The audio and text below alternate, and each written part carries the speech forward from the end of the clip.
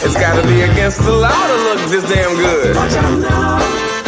Cause baby, I feel real good and I wish I would. Watch out now. It's gotta be against the law to look this damn good. Watch out now. Everybody watch out. Watch out now. I'm ready for a good time and I came to groove. The whole band's here and we came to move.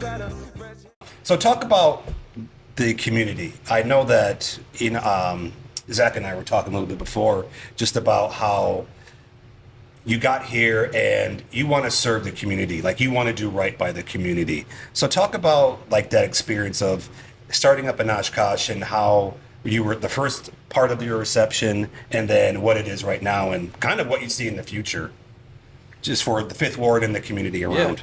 Yeah, there was definitely some challenges as, you know, we talked about us being young. You know, we were 23, 24 years old going in front of all these people and bankers, business owners, building owners. So there was plenty of challenges in that aspect. A lot of being told this might not work, but with great tenacity, didn't give up. I remember we took we went to a homebrew con or whatever they used to call it back in the day. Convention or something? Yeah, convention. Yeah, homebrewers convention. And it was in Grand Rapids. It was before they even had like as many breweries as they do now, but we were like, oh my God, there's breweries like right downtown. This is cool, like inner city. This city kind of just lacked that. So we're like, okay, when we started kind of things moving forward, we're like, okay, we want to be planted in the downtown, more central area. And so then it was kind of, we had some input that, hey, this south side downtown is going to be the next developing area of town. So it was like, okay, we kind of picked this area. We had a different building that we looked at. Thankfully, that fell through. What was that process like, by the way? Just like going through different buildings and like it had to be at some point exhausting. Was it? Or was it exciting at the same time? Yeah, I thought it was super cool. And, you know, Oshkosh is an interesting city, believe it or not. Like, when we were even looking at properties, there was a giant factory, literally, like, where the arena is right kitty corner to us here. I mean, since the 60s or whatever, I'm pretty sure there was, it was a huge factory there. It had been vacant for 20 years, and then they finally tore it down. So, I mean, 10 years ago, this whole side of the river looked completely different than what it does now. And actually, the other side of the river, too, in some of the spaces that we had looked at, I mean, that was kind of a funny part, too, like getting into this, talking to commercial real estate agents and things like that. I don't think they necessarily knew what we were looking for or knew, you know what I mean? Like, we had an idea, but, you know, they had never showed anybody looking to open up a brewery in any of these places. So we were looking at we were looking at a crutch factory that used to exist here in town. Yeah, it's not here anymore. Yeah, so it's like kind of apartments. I mean, there's all sorts of stuff in town that we went and looked at. And so for me, I thought it was just cool just to see some of these old buildings, like, oh, you know, what the hell was this at one point in time, you know? That's true. I mean, this building actually, too, was a bunch of different things throughout the years, you know, and was built on in different sections. I can show you, like, we got pictures of, you know, in the 30s or whatever, when it was like a filling station at one point and then built on. And, you know, there's history to it all. And it was kind of neat just to see that sort of stuff. Having the inside look on some of these buildings you drive by, you never really think about. But, but certainly, I mean, you know. Yeah, it had to be, I don't know. To me, it would have been like, yeah, kind of cool. But then, like, I just want to narrow something. I just want something for my own. I want to get started. But anyway, so you found this place, started brewing. So you opened up. What was that experience like? Were you like well received in the community? Was there hesitation? Like, what was that experience like for you guys? I feel like a lot of people didn't know. I mean, like what we were doing, you know, unless you were into craft beer. That was still one of those times where it was sort of post that first big craft beer boom in the mid 2000s, kind of died down and then picking back up. When we first opened, a lot of people were hesitant. The fact that we weren't going to have any food, that we weren't going to have TVs, that we weren't going to have a full bar. There's the concept of a strictly brewery and tap room. Yeah, I think was confusing. I mean, we have Fox River Brewing Company here, and they've been around. They've been around forever. Yeah. You know, so I think the people of Oshkosh thought of that as the brewery, and that's what a brewery is. So it kind of took some. not necessarily convincing, but I think we just had to get people in here. Because once we had people in, they were like, well, this is awesome. You know, the beer's fun. The vibe's cool. I don't care about TVs or not. I'm talking to my neighbor and I'm playing cribbage with them. I mean, it was one of those kind of things. So I think we just had to give the people the space. And, you know, we've had a lot of cool collaboration with, like, or not official, but I mean, like, this place has become, I know, a meeting spot for, you know, professors from the college come down here towards the end of the years. Cool. I mean, things like that. You know, there's a knitting club that just informally formed here, like, on Tuesday nights. I mean, just, like, weird little things like that. Did you guys do something with, and maybe I'm thinking of something else, but I thought wasn't the Bucks, like, the herd? Yeah. Wasn't there something with you guys with them? We just basically sell. We have a couple kiosks there that we serve beer in. So, okay. Yeah, and it's not specifically with the herd, but the arena. And we obviously have like a very, you know, to be honest, that was one of the only reasons we ever were open. When we were looking for financing, I mean, that's a whole thing. We could talk for hours just about what it took to even get, you know, the financing to open this place. But there was a week in 2016 when that got announced, you know, in early, I think, March, that they decided that was going to happen. And the week before they announced that, our banker said, hey, there might be some things happening that is going to help out this situation. And so it went, I mean, we opened November 2017. They were December, a month later. So got it. That was kind of the nugget that gave the older generations kind of that, like, confidence that we hopefully wouldn't fail. Yeah. Because, you know, I mean, we were, you know, 23, 24 searching for $1 million. Yeah. So, oh, wow. Yeah. Yeah, and I get it. It's a lot of money. Yeah. For something that you started in your basement or your garage or whatever it was. Yeah. With zero experience in any of this stuff. Yeah. I mean, it did take convincing, but it was, you know, but there was people that had the vision or knew, you know, our primary or third partner, Maurice, he, you know, financed the property and the equipment when we first started. And, you know, I think he saw the same vision. He saw that Oshkosh was lacking a taproom brewery. He was a fan of those kind of things in Milwaukee and you know, like whatever, and just saw the need for it and believed in the product and believed in us. And it just takes a couple people to really for sure get things going. So besides the funding, and what other challenges did you experience that you weren't really necessarily ready for, and how did you overcome those? Or what did you not expect? I guess so. The thing I always say is that making beer is always the easiest thing for us. I mean, we can make beer in our sleep, but running a business, and I think this is what's happening is in the shakeout, is that people are coming into this thinking this is a cool hobby. I can make beer and I'm going to make a bunch of money. No, you need to understand cash flow, how to manage employees, manufacturing. Basically, we're a manufacturer. So we got to understand, you know, throughput and all that stuff. So it's there's a lot more to it than just make a batch of beer and it sells itself. Sales, that's a whole nother thing. That's the thing we always say. Right now we can produce with our equipment 2,700 barrels. This building probably could put out 10, 15,000, but we come to a point where you got to sell it. It's kind of one of those things where the sales, and that's what got initially, is right now what's happening is that it's so competitive to keep draft lines and things like that. That's the hardest part. So we're kind of slowly taking that on, different pieces. Yeah, and I things that were surprising too. I mean, just in general, like the amount of time it takes to convince people certain thing, you know, like you just sort of have these grandiose visions of when you open up the business, people are gonna go, you know, I think it's knocking at your door. Well, yeah, and it's realizing that you want this thing, but just because you want it doesn't mean everybody else wants it, and you really have to convince everybody else to want it, you know. And it does come naturally after a while once, you know, the word starts getting out, and you know we're coming on, this is our 8th full year that we're in right now, and like starting to see the recognition of those gains that's taken so long to build, of like, okay, we have good product recognition and brand name recognition and product like quality trust in customers, so it's that stuff that takes a long time that I think that it seems so easy in the beginning, but when you really get into the nitty gritty of it, we self-distributed for the first 5 years that we were open. So, I mean, literally it was him and I going out, hitting the road. And every keg you sell, you got to deliver it the following week. So, it was just sort of the... I really want to, I know you want to get into it too, but I would love to get into distribution because that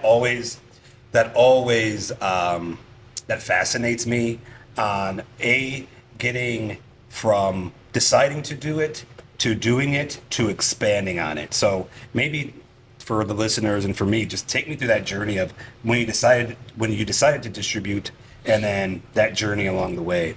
So we decided to distribute right away. Yeah, it was in the business plan. It was always going to be part of it. Actually, before we ever even had the brewery, working on a business plan, there was a passing idea of, do we even have a tap room? What if we do just distro? There have been breweries that have done that sort of thing. I don't think, in my opinion, it doesn't seem like a feasible model, at least not around here. I don't think there's any room to do that anymore. But yeah. Yeah, so first couple batches done, and we're like, well, what do we do now? Did you go like door knocking or what? Basically, we got in cars. One went north, one went south, and we did too prior to in those years of like I said, we could talk about the just startup for hours, but basically we had worked with the Small Business Development Center at UW Oshkosh, utilizing our resources there, and at one point we did a business accelerator program through them, and part of that program required us to go and essentially interview 100 people within our industry. So lucky for us, Main Street's full of bars, bar owners, bartenders, beer purchasers, distributors, whatever. So we basically went bar to bar, every bar in Oshkosh, and talked to the, either the owner or whoever does all the beer purchasing, the bar manager, whatever, and basically ask them, if here's our plan, we'd like to open up a brewery in Oshkosh, would you buy our beer? And we got a lot of good feedback. Some of it was, if you have a kitchen, I don't want to buy your beer because now you're a competitor to my restaurant. Some of it is, I never even thought of that. Yeah, I mean, and it was, which that's the point of this exercise that we did, obviously, was to learn this kind of stuff. Yeah. But through that exercise that we had all these contacts, like people knew what we were doing before it ever really got started. It wasn't just like all of a sudden one day we were open and people are like, oh, holy shit, there's a brewery down there. Right. We were able to kind of build these relationships, especially with the people in town that really helped us get off the ground. In terms of just support as much as they could through their bar. Beckett's, I guess, comes to mind as a restaurant here in town, and the owners there have always been super supportive. We do at least 1 or 2 beer dinners with them every year. They just like bringing us back. So it was just that early relationship building, I think, set the groundwork, at least locally, for us for distro. Yeah. So that when it did come to us actually having beer to sell, they're like, oh, they're back, but now they have kegs, kind of thing, which is a good position to be in. Sure. Yeah, and that was definitely, you say door to door, like, yeah, that's what we did, basically. Literally. It is so interesting. Some of these bars, you got owners, I've owned this bar for 50 years, and then we had some issues with the Tavern League, was telling people not to buy our beer. Well, yeah. Because this was the era, too, where, I cannot tell you how many bars we went in, and they say, is this legal for us to buy beer from you? Like, I buy my beer from a distributor. How is this legal? Right? So for people who don't know, what is the Tavern League? What is that? So the Tavern League... Because this is what makes Wisconsin. Sure, so the Tavern League of Wisconsin essentially is a lobbying group. They are the largest dollar lobbying group in Wisconsin. In terms Are they really? In terms of lobbying dollars, they are the largest lobby. Don't quote me on that, but I'm pretty sure. Yeah, and, I believe it. And essentially their goal is to, they're, like any lobby, they essentially petition the government to do certain things for their members of the lobby, which is the taverns of Wisconsin. And the past 10 years has been pretty tumultuous in terms of the legal back and forth in the legislature with just... Thankfully, last year they finally passed kind of a huge overhaul of the liquor laws here in Wisconsin. But it was a real old Frankenstein it's situation so archaic. prior. Yeah, just I mean, the remnants of the 3-tier system, blah, Yeah, blah, blah. But yeah, essentially, in those early years for us, like from Self Distro, they, from what we had heard, we're sort of spreading this lie, basically, that breweries aren't allowed to sell their own beer. It has to go through a distributor. But that's not how it worked. There's a lot of misinformation kind of out there, and it took a little while, I think, to convince. Well, I mean, I think part of it was that just at a certain point, there was 4 breweries, if not more, in the Fox cities that were self-distributing at once. So, like, eventually all the bars and restaurants heard it, from not just us, but from the guys at Barrel 41 and Nick Fleshman's, and you know what I mean? So then it started to become like, okay, this is actually a real an thing. issue. Right. Yeah. It's just another check I have to write rather than... I see. Yeah. Jeez. And, because, I mean, I read all the state statutes, made sure I knew and everything before. We literally had them printed out with us. Like, the business. For the first, year, I was like, no, here's the law that says we can do this, and, I think there's a problem with the beer. That's a problem that the beer industry has anyway, because I think there's too many big guys.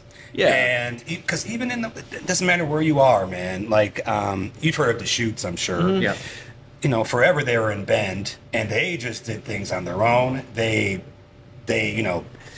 ask for forgiveness, not for permission, and they're eventually start to spread. Sam Adams, another big one.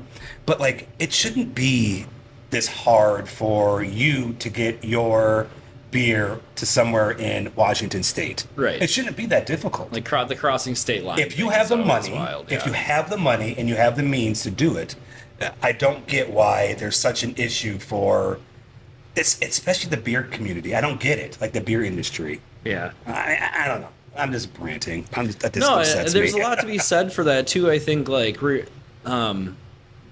this is something like, so 2024, the first time since 2005, the brewing industry has had a net loss of breweries. I think 399 closed. I just looked at the numbers. It's the only reason I know this, but oh, dude, that's pretty good. But 399 closed and 325 opened, right? But we're still at 9,000 and something. I think when we opened, there was maybe 6,000 breweries in the country.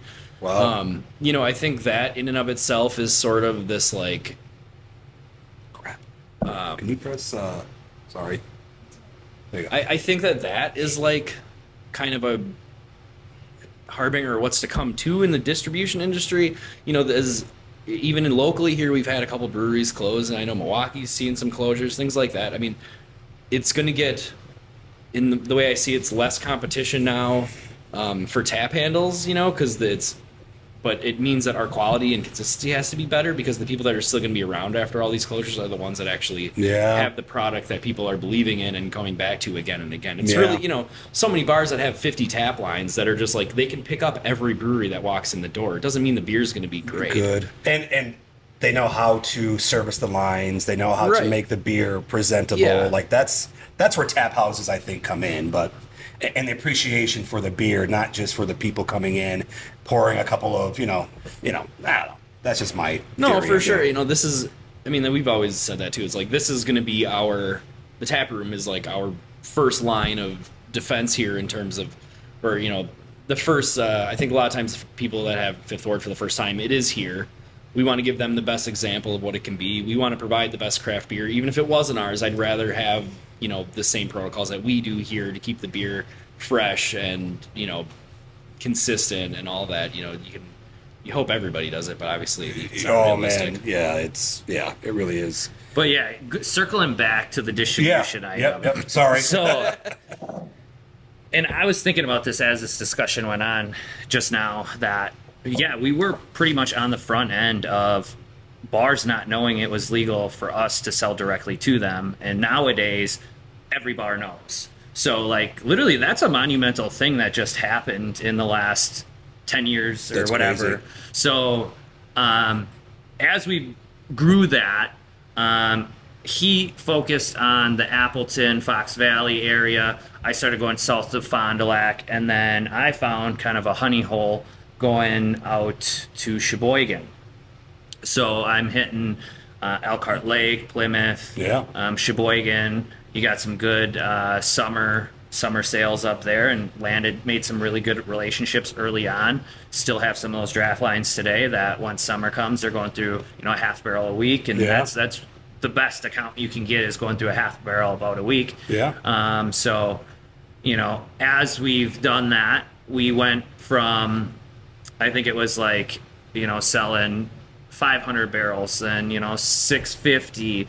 Then we, it was around 700. Then we finally got up to 900 barrels. Damn, you guys. Distribution, yeah. Well, that was everything together. So No, the I get tap room it. was going through half of it, and then we were self-distributing half of that. So literally, like, we ruined 3 cars. Yeah.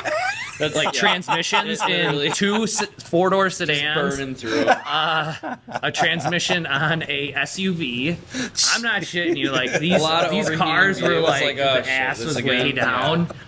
And so it's like literally there was times where I'm like, I can barely fit all this beer in this vehicle, which was a cool experience and Good problems to have. I think that's it what totally is. truly helped build our brand locally, and now has really helped us, kind of given us security in what we've built. So when we went to go with a local distributor, we had a good opportunity where we partnered with Lee Beverage that backed us very well. We have some history with them too. With Yeah. who? Lee Beverage, so they're kind of one of the bigger distributors in the area, specifically Oshkosh. They're kind of the main house there. They do like New Glarus in the area, wow, and, okay. Coors, I believe. But also one of the craft beer guys there owns Dublin's Irish Pub, where him and I actually initially met. So funny part about that is, like, he knew we were looking to open up a brewery before we ever were open, and that, like, just because we were working there at the time, and doing the beer pairings there is kind of how we got into the whole like culinary aspect of beer and flavors. But so from the day we opened, he's like, "When are you signing with Lee Bev?" And we're like, So- give us a few years. That took us 4.5, 5 years. So they initially bought the rights to our brand because we worked so hard on that self-distribution.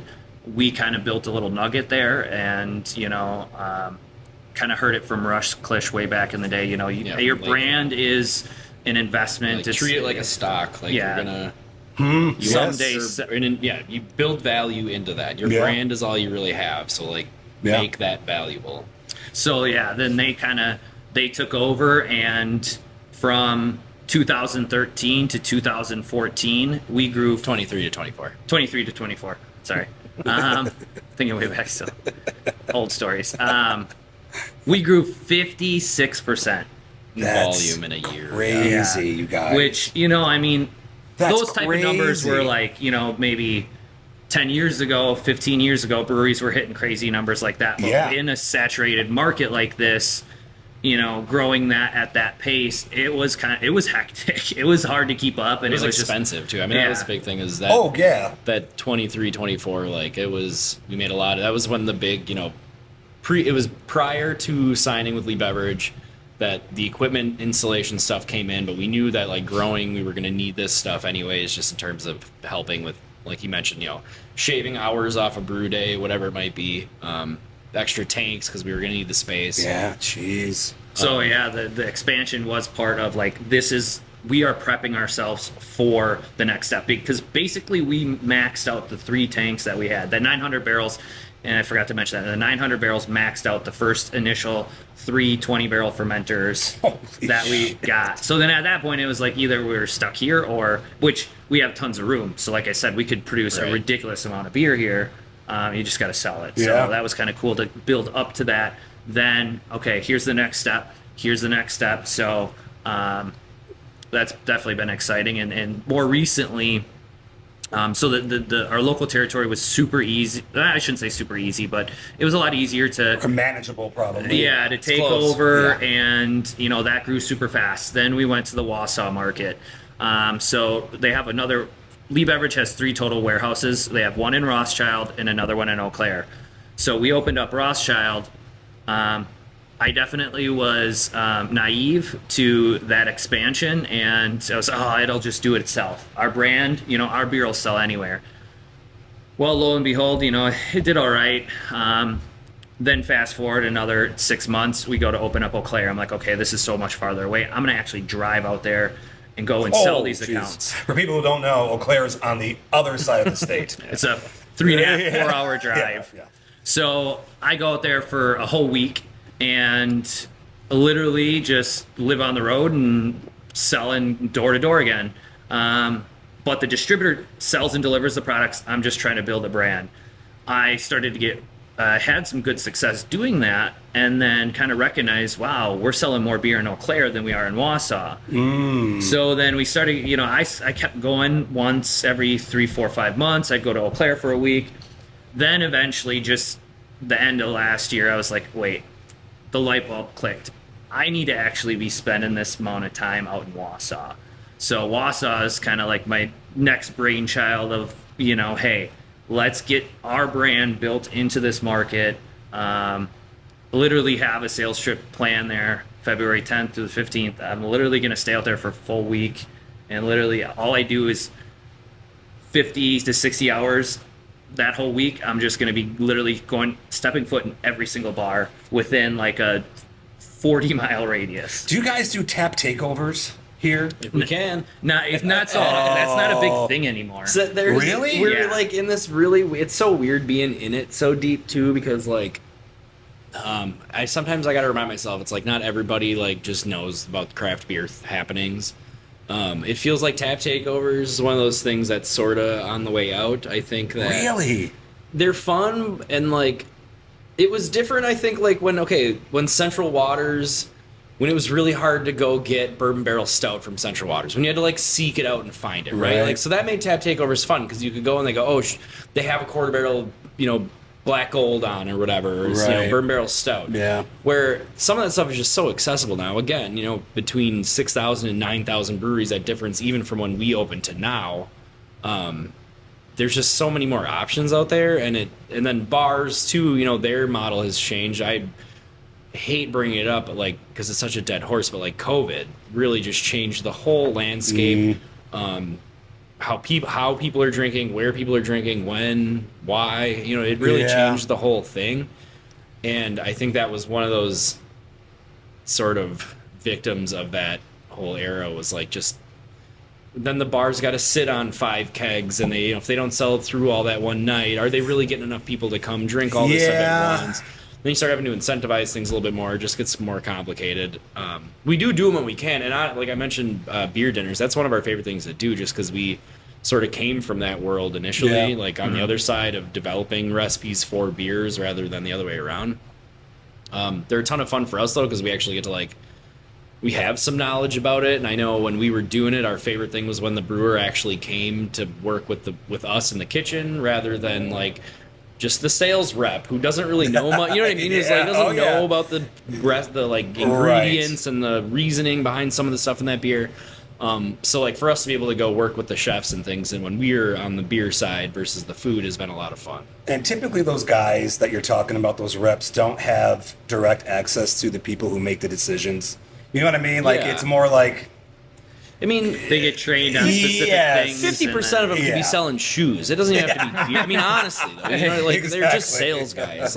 Some of them really love the product, and we do ride-alongs with different reps based on territories, and some of them it's just you can tell the enthusiasm. Some of them are going to switch their whole day around. They're going to get some other guy to cover their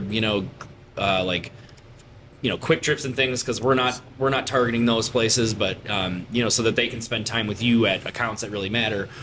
Those are the guys that are they're enthusiastic about the product. Then there's the other guys where it's well, you probably don't need to come into this one because they're not going to buy your beer. It's well, why am I even I just tell me the accounts I should be going to then, and I will go do them myself rather than having to just sit in your car. Yeah, it's super interesting kind of, and it's funny because each distributor you see kind of the same mindset. You got some guys that really are super enthusiastic, and some guys are I'm doing the job and I want to be done by 3 o'clock.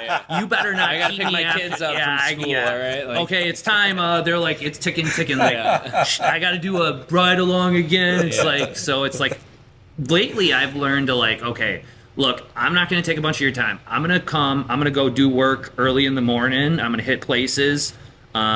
Then in your high spot of a 3-4 hour period, I'm going to meet you at that, and I'll just follow you, so I'm not actually riding along, taking extra time. Yeah. So that's been a little bit more successful on that because really trying to get on the good sides of the sales guys. It's a marriage. I mean, then, that got brought up when we first met with Lee Beverage Brothers. It truly is a partnership, like a marriage, where there's give and takes, and you gotta find balance. And there's certain things you do really well together. There's certain things that you do really well and separately. And, you gotta just pick and choose what's the best path of least resistance and most effectiveness. How do you guys work together? How does that work? Do you guys still have? You seem like different personalities for sure, but how does that work? How does your partnership work? Yeah. So I like to explain it as is it the left side, right side brain? Yeah. You got one brain that's it's analytical and super I'm numbers. So I actually went to I dropped out of college. Uh-huh. Everybody loves to make fun of me for that. Oh. But two-thirds of the way through. But basically, we opened up. It's tough to go to school and run a business all at once. So I took all of my accounting and math classes first. So I have that for my full-on degree. So then I took all the other classes that operations, things like that. I was like, I'll take that later because what I know when I'm stepping foot into this door, that's what I want to do. That's what I'm good with.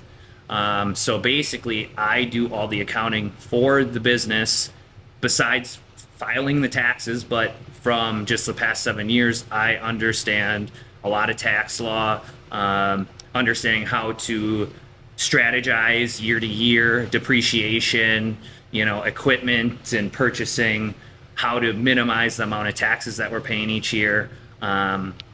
So that's me and kind of more of the operations type's brain, and then Ian is the other side, creative. Yeah, and my thing is I go, how does this thing make me feel? What's the vibe? And Zach goes, well, how much does it cost?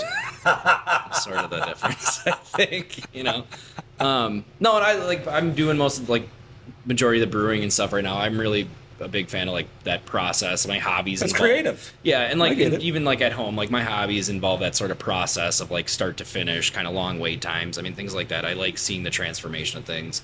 But I mean, yeah, it's more of for me, it's I think more of the he's the hard numbers guy, and I'm the picture, the vision sort of, And you need that.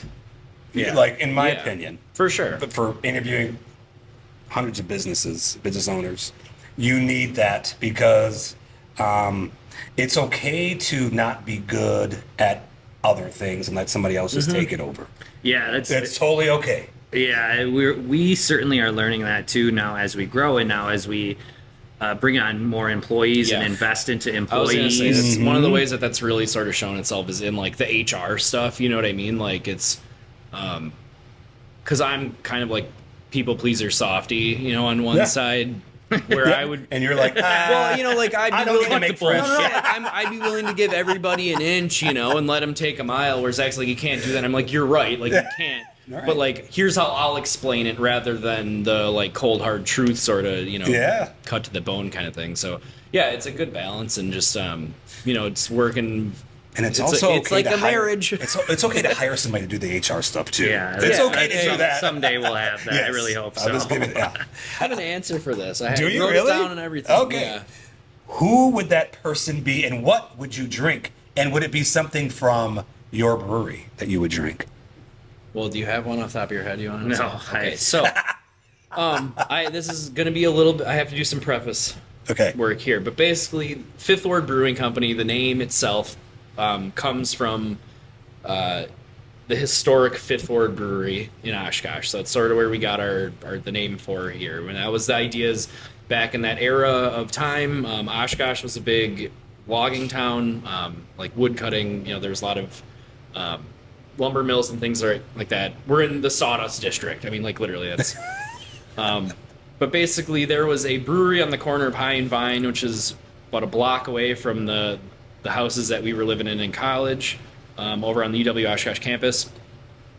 And it was called Fifth Ward Brewery. It was essentially the last brewery of the era of German immigrants coming over here and using historical techniques in brewing. Oh. So it was kind of right on that precipice of like old world versus new world refrigeration and things like that. So we're talking late 1800s. Wow. Into their, and I believe that Fifth Ward Brewery closed in 1880 or something like that. So it was sort of the last of that era, and we kind of brought that name back. But the gentleman that owned that brewery was Christian Kaler. And I think it would be pretty neat to serve Christian Kaler a flight of our beer. And I would probably give him the same flight that we gave you, the Haze at the 1869, Blueberry Pie, and a barrel-aged beer. I love that. We'd blow his mind. And a history lesson at the same time. Yeah. I love that. Yeah, I think it'd be neat. Show him what we're doing now. Yeah. All right, Zach. Sheesh. I don't even know. I should have gave you that one. Yeah. I got a couple more. No. I don't even know. I'm not super huge history guy and shit. So he's always listening Pick to anybody. history It could be stuff. anybody. It could be modern history. Yeah, I mean, definitely some of these old brewers would be cool. I don't know. Yeah, some of the original people that like helped develop Oshkosh and like maybe I'd love to sit in one of those old time bars. Yeah. Where there was no bar stools. They like what blows my mind is they like when you see pictures they like Spittoon down there. yeah, and Yeah. like they're wearing like almost like handmade suits and stuff like Everybody that. had a hat on. Yeah, and it's like just to spend a day in one of those bars that I mean, this city was pretty prosperous. Logging and some other things that. So I dig that, man. Not maybe a person, but a place. Yeah. I dig that. I dig that. That That'd be experience kind of would be cool. cool. That would be cool. All right. Thank you guys so much. For people who don't know who you are, where can people find you and where can they find your beer if they're in the area? Or where can they find Fifth Ward? Where are you located? So we're at 1009 South Main Street in Oshkosh. We're kitty corner from the Oshkosh Arena where the Wisconsin Herd basketball team plays. You can find us also at fifthwardbrewing.com and just search Fifth Ward Brewing on Facebook or Instagram. We're on both of those. Distribution-wise, we're all over, but... yeah, like Are you all over the state? You're not in different states yet, are you? No, just Wisconsin. As for, I mean, Festival Foods is a good one for us in Oshkosh, but I mean, once you get up in Neenah, Appleton, I think Corks and Cabs. Yeah, most of the liquor stores in the area, in the Fox Cities, have us. And like Festival Foods in Fond du Lac. The farther away you get, we focus the least amount on off-premise, which is Like package cans, to go. yeah, cans and things like that. Because once you get so far away from your brewery, sometimes it sits in those shelves. So when I go to Wausau and Eau Claire, Seen some I nightmare situations. do not sell off-premise at all. So all I'm going for is draft lines. So to be honest So no with you, Quick Trip, no... We've done it Craig. right. We actually tried Quick Trips in Oshkosh last year, and those cases, which was like super cool. We were all excited when it Yeah. happened. Like, But we're in freshness. Quick Trip. Yeah. But those Your those craft beer cases, isn't fresh there. No one's going into Quick Trip to buy hazy IPA. Yeah. Sort of our thing. Yeah. So. Well, I would. and Well, that's, yeah. that's we're all about the don't look- quality. Yeah, I get it. And then because like for example, we went through that whole super fast growth period, like that early that next year. I was going back and there was some placements that weren't the best. So we I told the distributor, you need to replace this with fresh product. It's in our contract that at these specific dates, you got to replace it with fresh product, which they did. And then as, we kind of made the decision, if it's not moving, it's not worth being there. It's not worth that, one extra sale just to Yeah, get one man. case in a grocery store Yep. or a Especially gas because if station. someone buys it 9 months later, Yeah. and they're like, "What is this garbage?" Because it's Yeah. been sitting on a warm shelf for 9 months or whatever. Yeah. There's- Cool. Well, Zach, Appreciate it. Ian, thank you so much. Appreciate you guys. You guys are awesome. The beer is fantastic. If you're in the area, if you're visiting Oshkosh, come down. Seriously, the beer is fantastic. Yeah. Thank you for listening. Thank you for watching, and we'll see you all next time. Bye. Damn good. Cheers. Finger guns. I love Shit, you guys. That was an hour. It's gotta be against the law to look this damn good. Everybody watch out. Watch out now. I'm ready for a good time, and I came to groove the whole band.